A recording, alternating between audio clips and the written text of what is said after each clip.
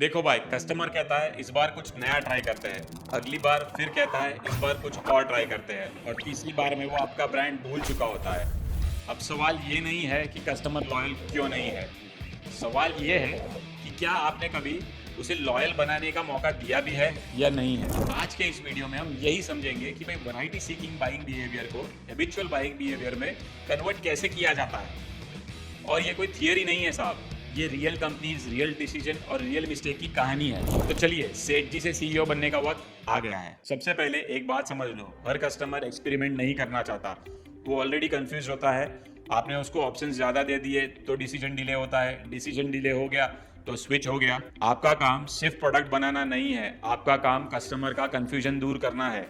जो ब्रांड ये समझ गया वो वैरायटी से हैबिट की तरफ चला जाता है। अब एग्जाम्पल के साथ समझाता हूँ। पहली केस स्टडी है जहाँ पे डिजाइन बहुत इंपॉर्टेंट है प्रोडक्ट से। एक ग्लोबल एफएमसीजी कंपनी की इंडियन ओरिजिन वाली सीईओ थी। उसका तरीका सिंपल था, वो सिर्फ ऑफिस में बैठ के रिपोर्ट नहीं पढ़ती थी, वो खुद स्टोर्स में जाके खड़ी हो जाती थी, शेल्फ के सामने देखती थी कस्टमर्स की तरह।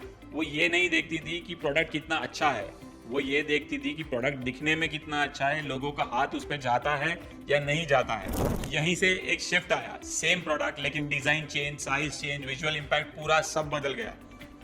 चिप्स का साइज छोटा किया गया, क्यों? क्योंकि बड़ा चिप्स जिन लोगों को डायबिटीज, कोलेस्ट्रॉल वगैरह है उनको मजबूर कर देता था कि भाई पूरा खाओ या आधा खाओ।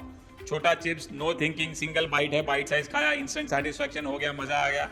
बस यही होता है हैबिचुअल बिहेवियर। कस्टमर को सोचने मत दो, उसके फ्लो में ही सीधा डाल दो। अगर आपका प्रोडक्ट कस्टमर से हर बार सोचने पे मजबूर करवा रहा है तो आप लॉयल्टी नहीं, एक्सपेरिमेंट बिल्ड कर रहे हो। अब सेकंड केस स्टडी की बात करते हैं। अब आता है बेवरेजेस पर। यूएस और यूरोप में शुगर प्रॉब्लम है, इसलिए वहाँ पे लो शुगर डाइट प्रोडक्ट्स चलते हैं। इंडिया में जहाँ आज भी बड़ा पॉपुलेशन ऐसा है जहाँ न्यूट्रिशन एक इशू है, ओवर न्यूट्रिशन तो दूर की बात है, इसलिए कंपनीज ने डाइट प्रोडक्ट्स हर जगह पुश ही नहीं किए इंडिया में, सिर्फ मेट्रो सिटीज तक ही चल रहा है ज्यादा करके।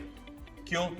क्योंकि कंज्यूमर बिहेवियर ज्योग्राफी से बदलता है। ये समझना बहुत जरूरी है, क्योंकि गलत जगह पे सही प्रोडक्ट भी फेल हो जाता है। अब थर्ड केस स्टडी से बात करते हैं जहाँ पे लोकल अडेप्शन बहुत इंपॉर्टेंट है। फूड इंडस्ट्रीज में इंटरनेशनल फूड ब्रांड जैसे कि KFC, मैकडोनल्ड्स इंडिया में आ गए हैं और उन्हें ये समझ में आया कि भैया वेजिटेरियन फूड यहाँ पे ऑप्शन नहीं है, कोर रिक्वायरमेंट है। यहाँ का कल्चर आलू से जुड़ा हुआ है, इसलिए यहाँ पे मेन्यू बदल दिया गया, रेसिपीज बदल दिए गए, टेस्ट को लोकलाइज कर दिया गया, प्राइसिंग काफी अफोर्डेबल कर दी गई। और रिजल्ट्स देखो, यूथ का स्पॉट बन चुका है वो। फैमिली के साथ में आउटिंग्स करते हैं लोग, वहाँ पे हैबिचुअल लोग विजिट कर रहे हैं यहाँ पे। ये सब मार्केटिंग नहीं था, ये एक बिहेवियर स्टडी थी। अब केस स्टडी 4 से समझते हैं जहाँ पे इमोशन लॉजिक से ज्यादा मैटर करता है।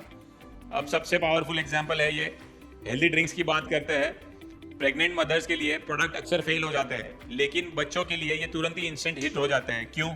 क्योंकि इंडिया में माँ की साइकोलॉजी ही ऐसी है, माँ अपने लिए नहीं खरीदती है लेकिन बच्चे के लिए तुरंत ही खरीदती है।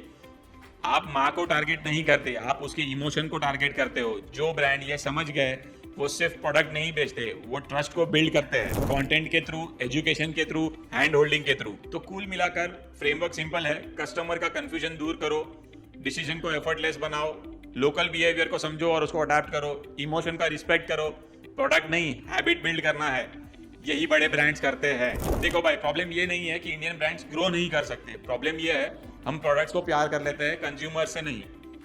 जो ब्रांड कंज्यूमर्स को पढ़ लेते हैं वो कंपटीशन से काफी आगे वैसे ही निकल जाते हैं। वीडियो यूजफुल लगी हो तो शेयर कर देना, क्योंकि सही नॉलेज किसी एक की नहीं, सबकी ग्रोथ बनाती है। मिलते हैं नेक्स्ट वीडियो में। Thank you.